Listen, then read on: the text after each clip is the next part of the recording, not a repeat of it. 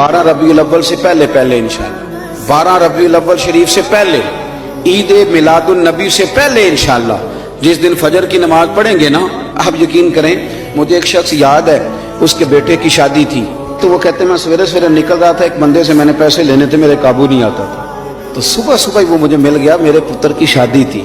देसी बंदे बड़े बादशाह लोग होते हैं, वो कहते मुझे वो सवेरे मिल गया, तो सलाम ली उसने, तो मैंने कहा मिलता क्यों नहीं? कहने लगा बाबूजी पैसे ही नहीं बने थे।